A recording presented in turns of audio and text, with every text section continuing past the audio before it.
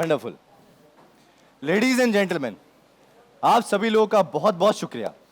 आप सभी लोग यहाँ पर आए, हमारी खुशियों का हिस्सा बने।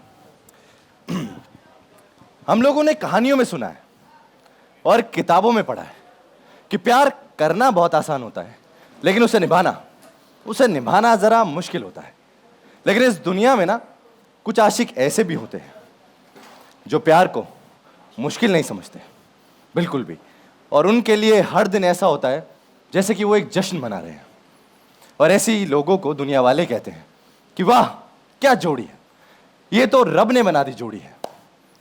सो आज हम बात कर रहे हैं एक ऐसे ही कपल के बारे में जिन्होंने साथ में खुशियां बटोरी, अपना पूरा परिवार बनाया, अपने हर मुश्किल से, हर तकलीफ से लड़ करके अपनी छोटी छोटी खुशियों से अपना ये बड़ा घर बनाया, अपना परिवार बनाया, अपने प्यारे से बच्चों को अच्छे संस्कार दिए।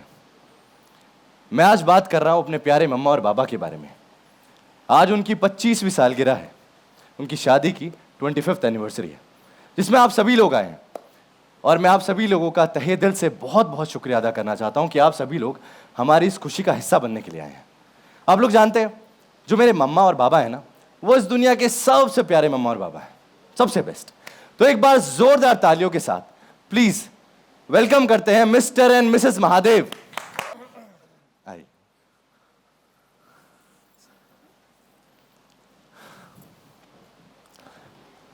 सो अब हमारा पूरा परिवार यहां पर आ ही गया है, तो हम केक बुला लेते हैं। आज हम यहाँ सिर्फ हमारे शादी की 25वीं सालगिरह नहीं, एक जश्न मनाने आए हैं, महादेव और विद्या के प्रेम का, हमारे संघर्ष का। हमें जिंदगी में कुछ भी आसानी से नहीं मिला, लेकिन एक दूसरे के साथ में हर मुश्किल का सामना करना सिखा दिया है। आज आप सब लोग हमारी 25वीं वर्षगांठ पर एक साथ हम सबको बधाई देने के लिए आए हैं, उसके लिए बहुत बहुत शुक्रिया, धन्यवाद। Thank you so much. Please हमारे मम्मा और बाबा की 25वीं सालगिरह का केक स्टेज पर लेकर आ जाइए। गलती तो 25 साल पहले हुई थी, जब हमारी बहन विदु को एक गटर के कीड़े से प्यार हो गया था। उस प्यार ने हमारे परिवार पर कुछ ऐसा वार किया कि उस वार की चोट से आज भी हमारा जख्म नहीं भरा है। जी, कम से कम आज के दिन तो ऐसी बात ना करो। विदु, झूठ हमेशा मीठा होता है, इस केक की तरह, लेकिन सच हमेशा कड़वा होता है, तुम्हारी भानु जीजी की जुबान की तरह। नमस्ते। हम भानु वाजपेयी, ये हमारी माँ राधा वाजपेयी, हमारे भाई यश वाजपेयी और हमारी प्यारी रज्जू। आज का दिन हमारे लिए महत्वपूर्ण है क्योंकि आज हमारा जन्मदिन है। लेकिन किस्मत देखिए, हमारे जन्मदिन पर कुछ नीच और नसूड़ लोगों की 25वीं शादी की सालगिरह भी है। ऐसे लोग हैं ये जो हमें फूटी आंख नहीं सुहाते। भानु मौसी, उम्र के साथ साथ ना घुटने खराब हो जाते हैं, और आपका दिमाग तो है भी आपके घुटनों में। तो मुझे ऐसा लगता है कि आपका दिमाग पूरी तरीके से खराब हो चुका है। अबे ओ सस्ते रैम्बो, हमारी भानु माँ के खिलाफ एक शब्द भी बोला ना तो जो तुम्हारा दिमाग है तुम्हारे दोनों घुटनों में, उसे तोड़ देंगे। अबे ओए सुन पापी गुड़िया, अपने परिवार को ले यहाँ से और निकल, नहीं तो ये केक काटने से पहले तेरे पूरे परिवार को काट। अरे हाथ तो लगाओ। धीरज। दो कौड़ी के लोग हैं और हम वाजपेयी, दो कौड़ी के लोगों के मुंह नहीं लगते। आज क्या है? आपका जन्मदिन। तो क्या होना चाहिए? जश्न। थैंक यू माँ। खुश रहो बेटा।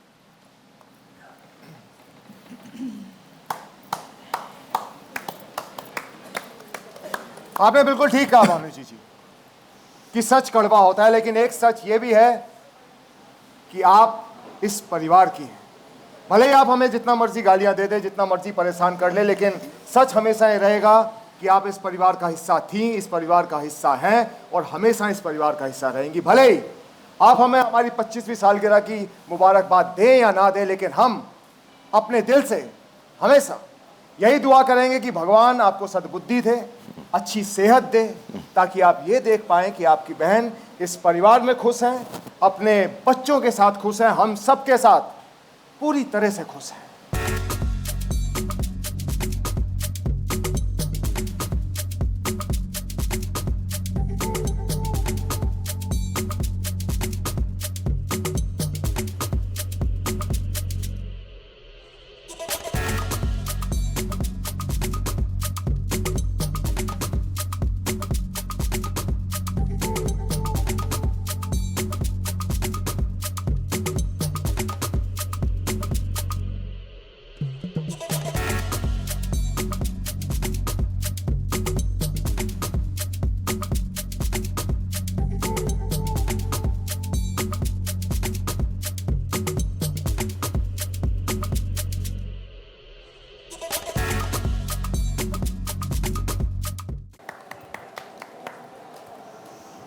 अब सभी लोग यहाँ पर आए गए हैं, तो अब उन लोगों को बुलाते हैं जिनकी वजह से ये कहानी आप लोगों तक पहुंची है, यानी कि पर्दे के पीछे के मेन किरदार mister Alok Jain, Jio Hotstar, mister Sameer Gogte, business head of Colors TV,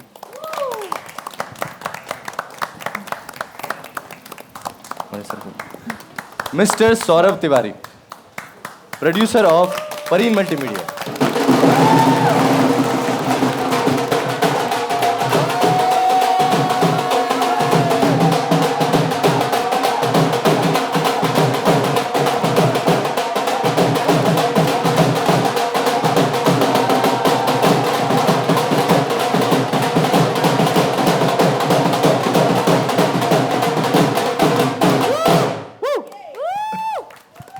Alok sir, मैं पहला क्वेश्चन आपसे पूछना चाहता हूँ, इस शो की प्रेरणा आपको कहाँ से आई है?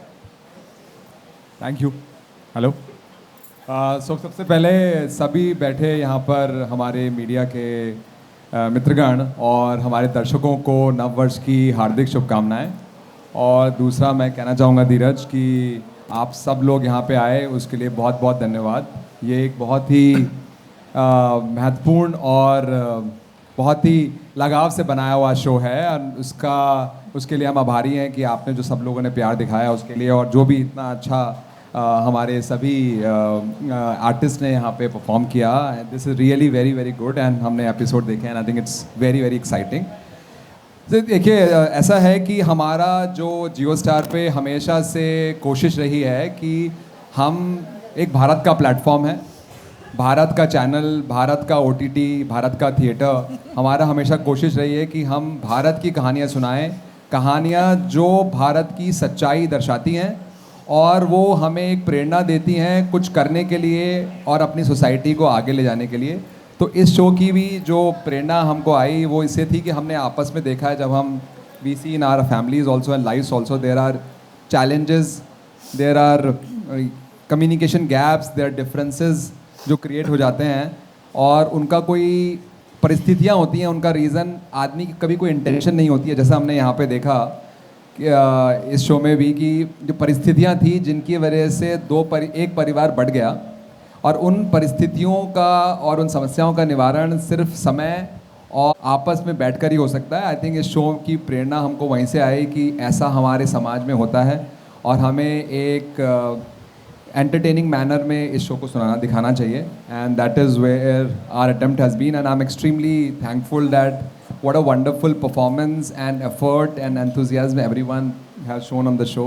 आई am really really very glad. Thank you so much sir. Thank you sir. Alok sir, मैं एक और क्वेश्चन आपसे पूछना चाहता हूँ, इस साल हम कलर्स टीवी पर क्या क्या एक्सपेक्ट कर सकते हैं? सो धीरज, जैसे कि हम आज जहाँ बैठे हैं, नव वर्ष की शुरुआत है एंड हमारी कोशिश हमेशा कलर्स में रही है कि हम बेहतरीन से बेहतरीन चीज़ें करते जाएं और लोगों को एंटरटेन करते रहें और इंस्पायर करते रहें। और कलर्स हमेशा जाना जाता है नॉन फिक्शन करने के लिए, बहुत सारा अच्छा नॉन फिक्शन करने के लिए, नई चीज़ें करने के लिए, और दूसरा बोल्ड कहानियाँ सुनाने के लिए। तो on a non fiction we have lot of big lineup ahead. हमारा लाफ्टर शेफ जो एक ही बहुत ही बड़ा शो है, और आज हिंदुस्तान में सबसे बड़ा नॉन फिक्शन शो है वो चल रहा है। इसके बाद हम एक नया शो ला रहे हैं द 50। हो सकता है बहुत सब लोगों ने यहाँ पे उसका प्रमोशन देखा हो। 50 एक बड़ा ही रोमांचक शो है जिसमें 50 सेलिब्रिटीज़ एक साथ होते हैं और उनके साथ क्या एंटरटेनमेंट किया जाता है वो है। उसके बाद हम खतरों के खिलाड़ी का नया सीज़न लेके आ रहे हैं on non fiction. On the show perspective Mahadev हमने लॉन्च किया है इस हफ्ते। इसके बाद एक बाप बेटी की कहानी है जो भी एक आज सच्चाई है हिंदुस्तान की। आज भी हिंदुस्तान में किसी भी कचरे के डब्बे में कोई बच्चा मिलता है तो वो लड़की अधिक चांसेस ये हैं कि उसमें लड़की हो। तो हमारी एक कोशिश है उस शो के द्वारा एक कहानी सुनाने की, एक लड़की की जिसको उसकी फैमिली ने हमेशा सोचा कि एक लड़की की आवश्यकता नहीं है, और वो लड़की कैसे अपनी हिम्मत से अपनी जगह बनाती है फैमिली में और अपने पिताजी का दिल जीतती है। एक वो कहानी जिसका नाम है मोनोरागम, वो हम लॉन्च करने जा रहे हैं अगले कुछ महीनों में। उसके अलावा एक और शो है जो अगेन भारत की यथार्थ है कि बहुत सारी महिलाएं शादी के समय अपने जो भी वो कार्य कर रही होती हैं, जॉब कर रही होती हैं, पढ़ाई कर रही होती हैं, वो छोड़ देती हैं और फैमिली की रिस्पॉन्सिबिलिटी में उलझ जाती हैं। बट जब थोड़े बच्चे बड़े हो जाते हैं, 10-15 साल गुजर जाते हैं, उनको लगता है कि बच्चे बड़े हो गए हैं, बच्चों को भी शायद कम ज़रूरत होती है माँ की, और हस्बैंड भी बिज़ी हो जाते हैं, तो उनको लगता है कि अब उनका क्या वैल्यू है। तो ये एक ऐसी औरत की कहानी है जो डॉक्टर थी, बनना चाहती थी, बट उसने सब कुछ छोड़ दिया, और वो कैसे अपनी लाइफ को सेटबैक से कम बैक करती है। तो डॉक्टर आरम भी एक अनदर शो है जो हमारा अगले कुछ महीने में आने वाला है। इसके अलावा हमारी कोशिश है हम नए लोगों के साथ अच्छी नई कहानियाँ आप सब दर्शकों के लिए लेकर आएँ। Thank you so much sir, thank you so much हमारी ऑडियंस को इतना सारा एंटरटेनमेंट देने के लिए। समीर सर, मैं आपसे एक क्वेश्चन पूछना चाहूँगा with all due respect. It's been a year that you join Colors. Please let us know how has the journey been and what is your focus now? पहले सबको happy new year. Bhanu ji happy birthday, Shakti ji happy anniversary, Vidya ji happy thank anniversary. You. इस celebration में हमको बुलाने के लिए thank you. अच्छा लगा, शायद बीच में फंसे ऐसा भी लग रहा है अभी। देखो, कलर्स सच्चाई से कोई कहानी बताने से कभी डरा नहीं है। आई थिंक बालिका हो, अम्मा जी का लाडो हो, उत्तरायण हो, मंगल की कहानी हो, मन्नत की कहानी हो। So I think we've always stood by the truth and told stories in a way that एक सामाजिक सच्चाई बताती है। और सौरभ अच्छे से जानता है, सौरभ और मैंने हमारी कलर्स की जर्नी 2008 में चालू की थी जब कलर्स लॉन्च हुआ था। तो वी कुडंट बी हैप्पियर कि ये महादेव एंड सन्स की एक कहानी जो एक वैल्यू सिस्टम कॉन्फ्लिक्ट है, एक पेरेंटल माइंडसेट या एक जो एक अपने पेरेंट्स को एक वैल्यू सिस्टम से ब्रिंग अप किया गया और जो बच्चों का एक वैल्यू सिस्टम है उसमें जो एक कॉन्फ्लिक्ट होती है। सौरभ ने बड़े अच्छे से इसको इस शो के द्वारा कहने की कोशिश कर रहे हैं हम लोग। I hope all of you like it. As Alok said, you know, also एक हमारी एक कोशिश है धीरज की नए राइटर्स, नया इकोसिस्टम खड़ा करें। With Saurabh we are able to do that with his experience and getting a new set of actors, writers. I think बहुत इंडस्ट्री को ज़रूरत है कि हम एक नए सोच के साथ आज की कहानियाँ बताएं, एंड भले वो कहानियाँ रूटेड हो, जो कलर्स की स्ट्रेंथ है। थोड़े रॉ होती है हमारी कहानी। हरदोई की कहानी है। हरदोई इसके लिए सिलेक्ट किया गया था कि Saurabh has come up from that part of the world and he knows that world. तो ये एक सच्चाई बताना आसान पड़ता है अगर कोई उस जगह से होता है। बस यही हमारी एक कोशिश है। And thank you Saurabh for being a part of this journey. Really proud to have you with us. And thank you everyone and wish you a very happy new year. Thank you so much sir. Saurabh sir, एक question मैं आपसे all due respect पूछना चाहता हूँ। हमें पता है कि आपने शो के लिए कितनी मेहनत करी है and we all are very grateful. How do you see this show and please tell us about the show Mahadev and sons. आप सभी का स्वागत है। नव वर्ष की शुभकामनाएं। कलर्स के साथ हमारा जो एसोसिएशन है, जो रिश्ता है, वो काफ़ी पुराना है। और दुनिया में कोई भी रिश्ता तभी चल सकता है जब उस रिश्ते में समय के साथ साथ विश्वास की एक डोज लगातार लगाई जाती रहे। सो ये एक ऐसी डोज है जो कलर्स हमारे साथ बार बार हमें लगाते रहती है, विश्वास की डोज। मैं सबसे पहले तो बहुत ज़्यादा शुक्रगुजार हूँ आलोक सर का, समीर का। आलोक सर ने पिछले 3 साल में ये हमें दूसरा मौका दिया है, दूसरी बार वो विश्वास दिखाया है हम पर, एक कहानी को, एक दुनिया को दिखाने का, एक कहानी को सुनाने का। और कहीं ना कहीं as a team it is our responsibility that we deliver our best. और हमको पूरी उम्मीद है कि लोगों को एक बार फिर से जो कहानी हम सुनाना चाहते हैं, दिखाना चाहते हैं, जिन रिश्तों के बारे में बताना चाहते हैं, वो लोगों को पसंद आएगा। तो वो पहली बात। दूसरी चीज़, महादेव एंड सन्स क्या है, उसमें क्या यूनिक है, क्या अलग है।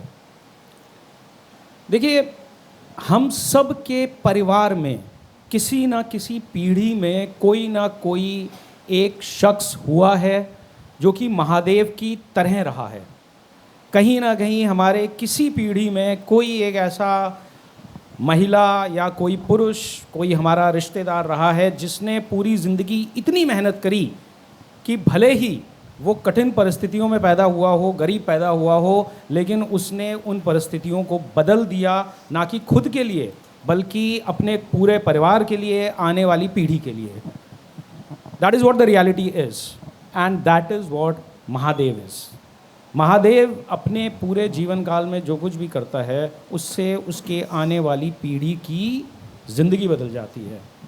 महादेव एंड सन्स एक समाज का जो कटु दृष्टिकोण है उसको भी झलकाता है। वो कटु दृष्टिकोण ये है कि हम सब पैदा हुए हैं एक सरनेम के साथ। हम सब पैदा हुए हैं, कोई वाजपेयी होगा, कोई तिवारी होगा, कोई शर्मा होगा, कोई जोशी होगा। महादेव का कोई सरनेम नहीं है। जब इंसान एक समाज में पैदा होता है और उसका कोई सरनेम नहीं होता है, उसकी कोई लीनिएज नहीं होती है, तो उसको समाज एक नाम देता है, वो नाम होता है अनाथ का। इसके आगे पीछे कोई नहीं है। महादेव एक अनाथ है। ये कहानी उस अनाथ की है जो ज़मीन से उठकर आसमान तक पहुंचता है। ये कहानी उस बहन की है जिसका नाम भानु है, जिसने अपनी छोटी बहन विद्या को दिल से चाहा और कहीं ना कहीं विद्या ने भानु और महादेव के बीच में महादेव को चुना। तो ये कहानी भानु के प्रतिशोध की है, वो प्रतिशोध जो पिछले 25 साल से उसके दिल में, उसके हृदय में जल रहा है। ये कहानी विद्या की है जिसने प्रेम और परिवार के बीच में प्रेम को चुना और आज तक उस चीज़ की कीमत चुका रही है। ये कहानी उस माँ राधा की है जो अभी भी 2 बेटियों के बीच में से ये सुबह से शाम तक यही सोचती रहती है कि आज किस बेटी के लिए दुआ मांगूं। ये कहानी उस भाई की है, यश की, जिसने लक्ष्मण और दर्जनों ऐसे कैरेक्टर्स, लक्ष्मण जिन्होंने भगवान राम के लिए जो है अपना पूरा जीवन निछावर कर दिया और एक समर्पित तरीके से बिना सवाल पूछे सही है गलत है उसी एक पथ पर चलते रहे। यश वो भाई है जिसने आंख बंद करके जो है भानु को फॉलो किया। ये कहानी उन बच्चों की है, धीरज, आशीष, केतन, जो माँ बाप की बहुत इज्जत करते हैं लेकिन अपनी ज़िंदगी अपने टर्म्स पर जीना चाहते हैं। और इसमें कहीं कुछ गलत नहीं है। ये कहानी जो है जनरेशन कॉन्फ्लिक्ट्स की है। ये कहानी उस रज्जी की है जो महादेव की तरह अनाथ पैदा हुई और महादेव की तरह अपने टर्म्स पर दुनिया के साथ लड़ने को तैयार है। ये कहानी उस नर्मदा की है जो इन सारे उलझे हुए रिश्तों को संभाल करके, सुलझा करके एक नया कुटुंब बनाना चाहती है। सो ये कहानी किसी एक शख्स की नहीं है। इस कहानी के हर पात्र में आपको, जब आप अपने घर जाएंगे ना, तो आपको कहीं अपनी माँ, अपनी बहन, अपनी पत्नी, अपनी प्रेमिका, प्रेमी, बच्चे, ये सारे पात्र आपको आपके घर के सदस्यों का एक रिफ्लेक्शन दिखाई पड़ेंगे। सो ये है महादेव एंड सन्स। और अंत में मैं 2 लोगों का शुक्रिया अदा करना चाहूँगा, मेरे बिजनेस पार्टनर्स केवल सेठी जी, सुमीत चौधरी, बिकॉज आप कोई भी विजन सोच लीजिए, किसी भी तरीके का शो सोच लीजिए, कोई भी कहानी बता लीजिए, अगर आपकी टीम और आपके लोग जो उस चीज़ को एग्जीक्यूट करने वाले हैं वो आपके साथ बिना किसी कंडीशन के खड़े हैं तो ही आप उस कहानी को कह पाएंगे। तो ये वो 2 लोग हैं जिनकी वजह से कहीं ना कहीं ये शो आज जैसा दिख रहा है, जैसा बना है, वो है। एंड आखिरी बात जो मैं वापस कहना चाहूँगा, परिन मल्टीमीडिया की तरफ से, पूरी टीम की तरफ से, हम सब की तरफ से आलोक सर का एंड समीर का एक बार फिर से शुक्रिया हमें मौका देने के लिए। मैं उम्मीद करता हूँ कि लोगों को, दर्शकों को हमारा शो पसंद आएगा, कहानी पसंद आएगी। हर हर महादेव। Thank you. लड़कियों को लोग भूल जाते हैं। Thank you so much sir, इतना प्यारा प्रोमो हमने देखा है, तो let's click a picture together. Yes, thank you so much sir. Thank you. Thank you. No no, wait for the picture. मैं नीचे बैठा था जी, वाइट।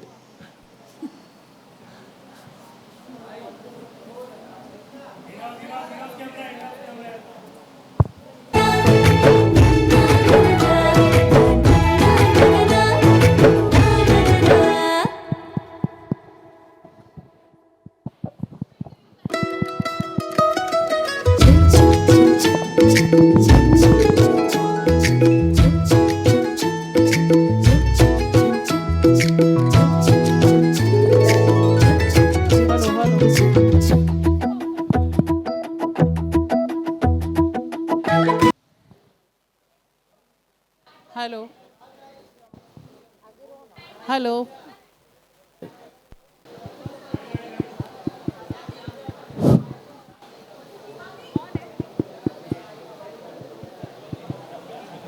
हेलो, मेरा नाम आरती सक्सेना है। यस आरती जी। आई ड्रॉप है मेरी।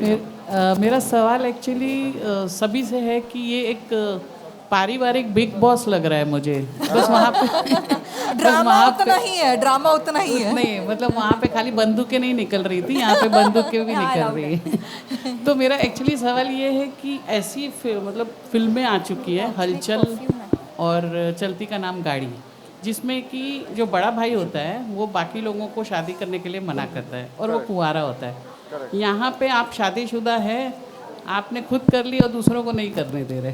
हाँ। ये कहानी का मतलब बोलते हैं ना मेन थीम है। तो क्या डिफरेंट होगा महादेव एंड सन्स में?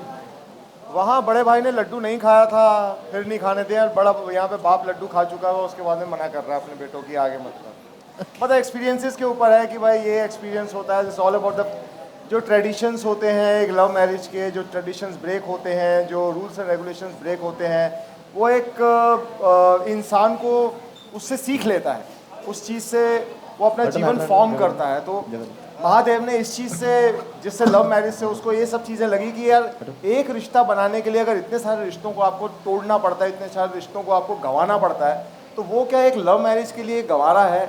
एक लव मैरिज क्या उतने पेन से जितने से ये गुजरा है, जिसने इतनी कड़वाहट इसके पिछले 25 सालों के अंदर आई है, जो इसने अपनी पत्नी में देखी, जो इसने अपने भानु में देखी, जो सामने वाले परिवार में देखी, जितनी कुंठाएं हैं, जितनी फ्रस्ट्रेशंस उसने देखी हैं, क्या ये चाहेगा कि अपने परिवार में जो उसके आगे फ्यूचर जनरेशन्स है, उसके बेटे हैं, उसकी बेटियां हैं, यही एक लव मैरिज करके, जिसमें सिर्फ 2 लोग चाहते हैं कि हम आपस में शादी करें, जिसके चक्कर में बहुत सारे ऐसे फैमिली मेम्बर्स हैं जो एक दूसरे से बात नहीं करते जीवन भर, क्या ऐसा उनके साथ में हो?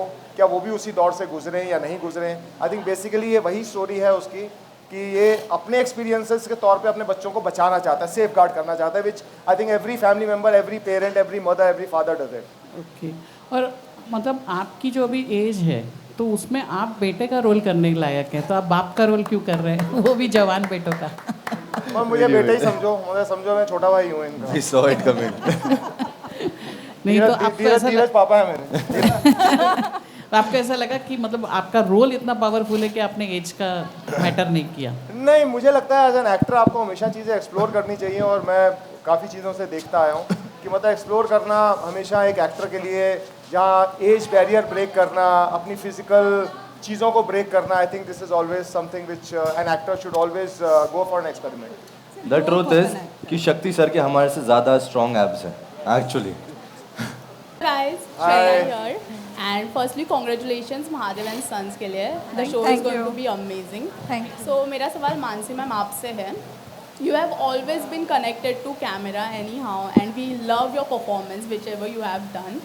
तो इस शो को चूज़ करने के पीछे का रीज़न क्या था? लाइक स्क्रिप्ट थी, रोल था आपका? What was the reason behind choosing this film, this show? Mister Saurabh Tiwari and colours.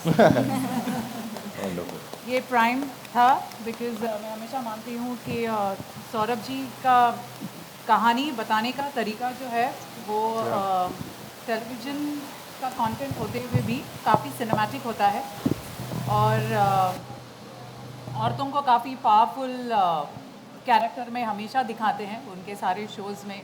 women have always had their own story. So I think कहीं ना कहीं वो सबसे पहला था कि मैं ये कदम महादेव एंड सन्स की तरफ बढ़ाऊँ।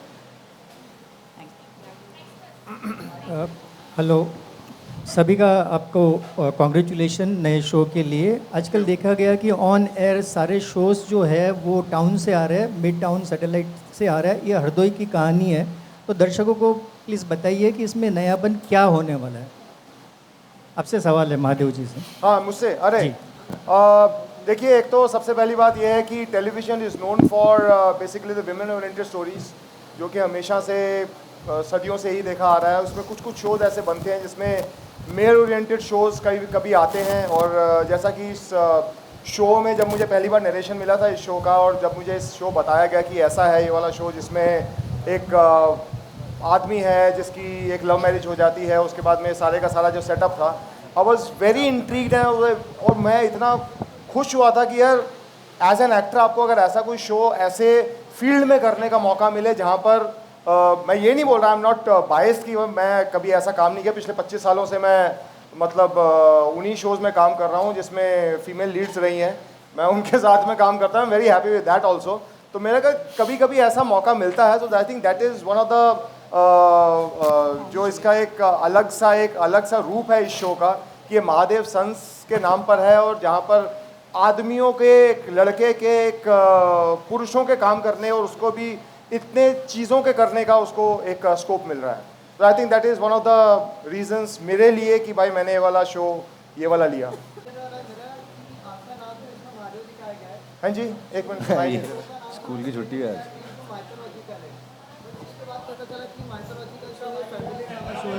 स्कूल नहीं गया तो आज? नहीं, एक मिनट सुनाई नहीं दे रहा भाई। मेरा सवाल महादेव सर से रहने वाला है। जब हमने ये शो का नाम सुना था महादेव एंड सन, तो पहले लगा कि ये माइथोलॉजिकल शो हाँ जी। है। उसके बाद जब हमने प्रोमो और इसके एपिसोड्स देखे तो पता चला कि ये एक फैमिली ड्रामा शो है। आपसे जानना चाहेंगे कि कहीं ना कहीं शो का जो टाइटल ट्रैक है वो महादेव एंड सन से कहीं ना कहीं ये कॉर्पोरेट कंपनी के टाइटल टैगलाइन की तरह नहीं लग रहा है, क्या कहना चाहेंगे? मैं जवाब दूं? मिसकम्युनिकेशन। बिल्कुल। हाँ, नहीं, महादेव एंड सन्स एक्चुअली में क्या है, ये एक महादेव जो एक इंसान है और उसके बच्चों की कहानी है। हाँ, ये कॉर्पोरेट की कहानी है, जहाँ पे मतलब एक जो मेन सीईओ है वो महादेव है और जो उसके सन्स हैं वो उसके डेप्यूटी एमडीज हैं। तो जैसे देखा जाए तो एक ऑफिस की कहानी है, जहाँ पे एक ऑफिस भी एक परिवार की तरह ही होता है। ऐसी कोई बहुत ज़्यादा इसमें दिक्कत वाली बात नहीं है। तो आप इसको एक कॉर्पोरेट शो ही समझ के इसको देखिए। अगर आपको ऐसे आपने MBA वगैरह किया हुआ है, कुछ ऐसा किया हुआ है, आपको इस तरह की दिलचस्पी है, तो मेरे ख्याल से ऐसा शो जो आपको कॉर्पोरेट टाइप लगता है, I think that will give you the same thrills जैसा एक ऑफिस के अंदर होता है। तो जहाँ पर एक जो CEO है वो अपने एक्सपीरियंसेस से अपने दूसरे जितने भी उसके सबॉर्डिनेट्स हैं, जितने भी उसके दूसरे कलीग्स हैं, उनको चीज़ें ना करने या करने के लिए उनको हौसला अफजाई करता है, उनको आगे बढ़ाता है। तो आई थिंक दैट इज़, और Mahadev and sons as such, अगर सिर्फ इसका नाम महादेव होता तो हाँ ज़रूर इसको ऐसा लगता कि एक माइथोलॉजिकल शो है, लेकिन जहाँ पे एंड सन्स आ जाता है या तो मेरे ख्याल से वहाँ पर ये थोड़ा आज की डेट का, रीसेंट टाइम्स का एक जिसको बोलते हैं कि वो वैसा वाला शो बन जाता है। Thank you. Sneha ma'am, actually मुझे एक चीज़ पूछना है कि महादेव जी तरक्की कर लेते हैं, अनाथ से वो अमीर हो गए, अच्छी फैमिली हो गई, बट लास्ट में क्या कि रिश्ते ठीक नहीं होते लाइफ में। तो उसमें आपने मतलब कभी इनको ऐसे थोड़ा अप्रोच नहीं किया, दोनों फैमिली को नज़दीक लाया जाए? मैंने हाँ, क्योंकि आप ही मेन रीज़न हो कि जिसकी वजह से रिलेशन ख़राब है दोनों फैमिली में। इस शो में भी ऐसी ही सिचुएशन है मेरी, एक तरफ मेरा मायका, एक तरफ ससुराल है, लेकिन हाँ ये कोशिश तो करती है बीच में एक सुलह करने की, लेकिन जिस तरीके की नफ़रत और जिस तरीके का दर्द भानु ने हमारे सामने जाहिर किया है, उससे समझ में तो आता है कि you know there is no chance, कि मतलब कोई चांस नहीं है कि भानु की नफ़रत प्यार में बदल जाए। लेकिन वो अभी आप अगर शो देखोगे तो वो ये भी बोलती है भानु को कि ठीक है चलो यार, बहन की तरह नहीं है, पड़ोसी की तरह रह लो हमारे साथ। इसलिए हम ऑफ कैम हाथ पकड़ के खड़े रहते हैं। बट हाँ कोशिश तो रहती है बीच बीच में, सिर्फ विद्या की नहीं, राधा माँ मतलब राधा जी जो हमारी मम्मी है उनकी भी कोशिश होती है। लेकिन कभी कभी क्या होता है ना, कुछ रिश्ते जब बहुत बहुत बहुत प्यार, जब प्रेम जब अति में हो जाता है ना, तो उसको जहर बनने में टाइम नहीं लगता। तो ये वो वाला प्यार है। बस बस किशन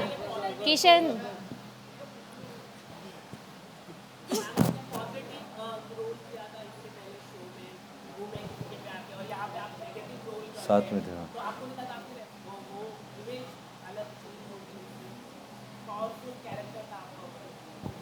ये भी बहुत पावरफुल है। अच्छी चीज़ें बोल दी कि पावरफुल कैरेक्टर भी बोला और पॉजिटिव कैरेक्टर भी बोला, तो मैं बिल्कुल नहीं मानती कि भानु नेगेटिव है। बस बस बहन से इतना प्यार करती है, जैसा कि स्नेहा ने कहा, कभी कभी प्यार जब ज़्यादा हो जाता है तो वो जहर बन जाता है, बस वही हो गया है। एंड टेलीविज़न में हूँ, काफ़ी टाइम से हूँ, और अच्छा लगता है कि मुझे पॉजिटिव और थोड़े ग्रे शेड्स सारे किरदार करने का मौका मिलता है, और स्टीरियोटाइप नहीं हुई हूँ अभी तक। सो आई एम श्योर इसके बाद भी अलग अलग किरदार करने का मौका मिलेगा। काफ़ी इंटरेस्टिंग सवाल था आपका, so thank you so much for that. एक बार लास्ट में बस ट्यून इन बोल दीजिए। देखिए महादेव एंड सन्स, देखिए वो सब देखिए महादेव एंड सन्स सोमवार से लेकर शुक्रवार हर रोज रात 9:30 बजे only on colours. Thank you. एक साथ महादेव एंड सन्स सोमवार से शुक्रवार रात 9:30 बजे only on colours. Thank you so much. Thank you. अभी मैं एक बार सबको बता देती हूँ अभी आगे के इंटरव्यूज़ हम कैसे कंटिन्यू कर रहे हैं। सो महादेव और आशीष जी यहीं रहेंगे। महादेव और आशीष आपके इंटरव्यूज़ यहाँ पे होंगे इसी घर में। ये एक पेयर है। सेकंड पेयर है विद्या जी और प्रिया। आपको ये फर्स्ट वाले रूम में जाना है। फर्स्ट वाले रूम में विद्या और प्रिया जी होंगे। फिर नर्मदा केतन उसके बाजू वाले रूम में होंगे, नर्मदा एंड केतन जी। और अब भानु यश और राधा भानु यश और राधा जी आप उधर साइड पीछे आंगन है, बड़ा स्पेस है, वहाँ पे इन तीनों के इंटरव्यूज़ होंगे। एंड धीरज एंड रज्जी भी पीछे हैं, तो उस हिसाब से आप लोग अपने अपने एरिया पे जा सकते हैं। और कोई हमारे एरिया में नहीं आया तो सब आएंगे, दूसरों के सब आएंगे। Thank you so much. Thank you so much. बहुत बहुत शुक्रिया आप सभी का।